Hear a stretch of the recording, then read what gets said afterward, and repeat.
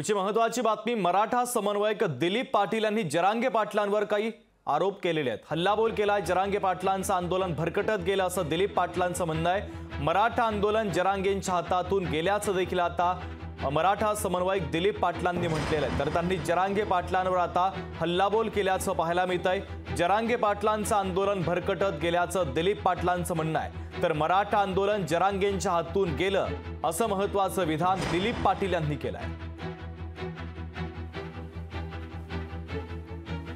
तुम्ही आमच्या जर नेत्याला अडवत असाल तर आम्ही तुमच्या लोकांच्यावरच बहिष्कार टाकतो, अशा पद्धतीचं त्याला झालं। म्हणजे पहिली कृती तर चूकच आहे, त्यामुळे दुसरी कृती पण चूकच आहे। म्हणजे चुकीची ही मालिका चालू झालेली आहे।